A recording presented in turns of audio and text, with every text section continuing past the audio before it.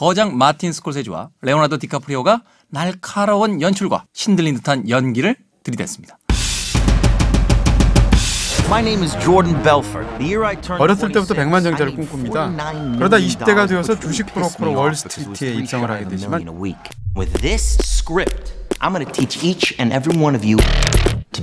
주식 대폭락 사태를 맞아서 하루아침에 실업자가 되죠. 하지만 화려한 언변과 명석한 두뇌로 소위 페니 주식이라는 쓰레기 주식을 비싼 값에 팔아치우며 월스트리트의 새로운 성공 신화를 쓰게 됩니다. 이때부터 억만장자가 된 조던은 술과 파티, 마약에 빠지며 희대의 주가 조작으로 FBI의 타겟이 되게 되는데요. 더 울프 오브 월스트리트. TV에서는 보여줄 수 없는 장면입니다만 진짜 제대로 보는구나. 난 진짜 맞아, 너무 좋아. 일종의 뭐라고 할까요? 대리만족을 얻으려고 하는 그런 심리도 또 작동하기 시작하거든요. 그런 심리까지는 안 들던데. 전혀래매 왜? 너무 위선적이잖아. 지금까지 영화 얘기 다 필요. 이렇게 결별하나? 이야기를 시작하기 이전에 주인공인 조던 벨포트가 바로 실화 속의 인물이라는 거. 네. 이 점이 가장 이 영화 속에서 흥미진진한 부분이 아닐까 하는 생각이 들어요. 90년대에 굉장히 유명했던 어떤 일종의 주식 사기 사건이라고 얘기할 수도 있을 텐데 Wall Street had swallowed me up, me right back out again. 굉장히 흔한 그런 이야기의 흐름이에요. 뭔가 하면 보잘것없는 인물이 상승할 때는 신데렐라 스토리가 되는 건데 그러다가 어떤 계기로 인해서 결국 전락이 시작되고 결국 바닥에 떨어지면서 끝나는 그런 그래프를 갖고 있는 영화들이 진짜 많거든요. 이 더 울프 오브 월스트리트의 탁월한 점은 뭔가 하면 그런 느낌이 전혀 없습니다. 이런 상승과 하강의 이야기 자체에서 계속 일정한 그 인물로부터 거리감을 두는 거예요. 그렇게 해서 후반부에 간다고 해서 이렇게 굉장히 뜨거워지는 어떤 비장음 이런 것들이 전혀 없고 Well, we don't work for you, man. You have my money taped to your boobs. Technically, you do work for me. 처음부터 끝까지 재기발랄하게 인물들을 어떤 거리로 놓고 계속 코미디의 대상으로 삼으면서 어떻게 보면 인물을 조롱한다고 말할 수도 있겠죠. 바로 그러한 것을 표현하기 위해서 이 마틴 스콜세지 감독 극중의 캐릭터인 이 조던 벨포트를 계속해서 화면에게 말을 거는 그런 캐릭터로서 등장을 시킵니다. Was all this legal? Absolutely not. 이 영화라는 건 굉장히 독특한 게 뭐냐면요. 화면에다가 말을 걸면서 당신들도 이쪽으로 들어오시죠 라고 제안을 하게 되면 오히려 냉정하게 그 스크린 바깥에서 그 사람들을 관찰하게 되는 것 같아요. 그렇습니다. 네.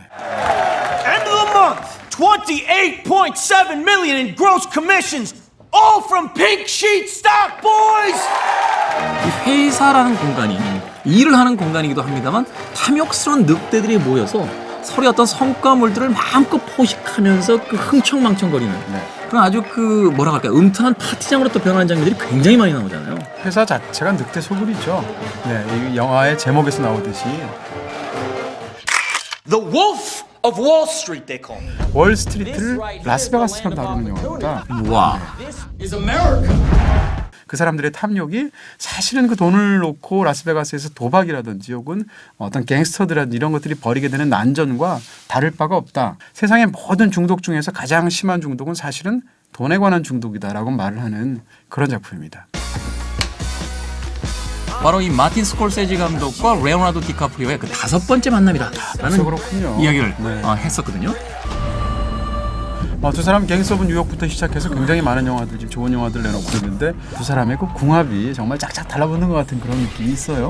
이쯤 되면 같이 산 부부보다도 서로에 대해서 더 잘 알고 있는 것이 아닐까 하는 생각이 드는데 여기서의 레오나르도 디카프리오의 모습은 자기 자신을 던지다 못해서 거의 자기를 파괴하는 데서 그 에너지를 얻어서 연기를 하는 것 같은 그런 작심한 연기를 하죠.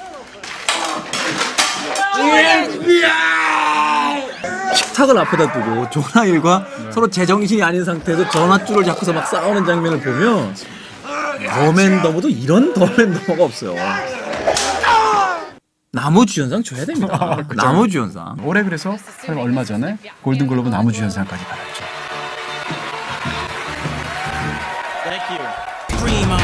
What's wrong, Daddy?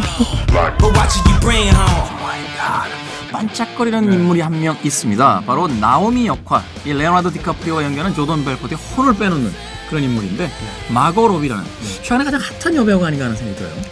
We're not gonna be friends.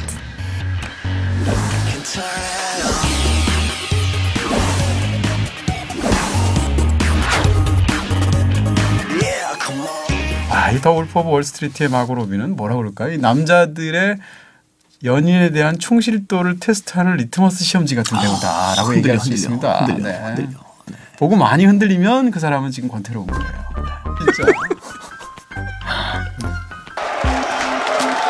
Let me tell you something. There is no nobility in poverty. 순도 100%의 속물입니다. 오로지 욕망만을 쫓는다라는 것에 대해서 스스로가 전혀 부끄러움이 없는 인물이에요. 말하자면 사이비 교주 같은 느낌이 있는 게 뭐냐면 당신들은 과연 탐욕에 가득 찬 이 회사의 직원으로 남겠는가 아니면 별 볼 일 없는 사람이 될 것인가. 그럼 막 그 궤변에 가까운 연설을 할 때 보면 그렇습니다. Now, if anyone here thinks I'm superficial or materialistic, go get a job at f***ing McDonald's, because that's where you f***ing belong. 영화를 보면 관객들 입장에서는 결국 저 인물을 약간 높은 자리에서 내려다보면서 도덕적인 우월감을 가지고 이렇게 깔보면서 웃으면서 계속 영화를 보게 된다는 거죠. 조던 벨포트가 몰락하지 않았으면 하는 일종의 뭐라고 할까요? 대리만족을 얻으려고 하는 그런 심리도 또 작동하기 시작하거든요. 그런 심리까지는 안 들던데. 네. 저만 나쁜 사람. 아니 그런 뜻은 아니고 저도 영화 너무 재밌게 봤는데 잠깐만 지금까지 영화 얘기 다 필요. 이렇게 결별하나? 네.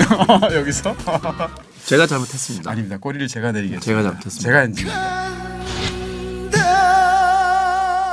영화를 보다 보면 사실은 그렇게까지 길 필요는 없었다 정도의 아쉬움은 있어요. 다만 그 인물을 보면서 관객이 어느 순간 불현듯 어떤 깨달음을 얻게 되는 거죠. 충격적인 어떤 그런 깨달음을 주는 멋진 엔딩을 갖고 있는 작품이죠. It's got pictures of your whole inner circle. 영화의 별점과 한줄평이 어떨까요? 만나볼까요?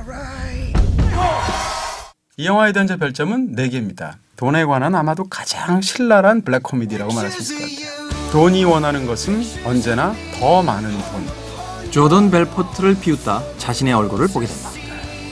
서늘하다니까요. 마지막 장면 정말.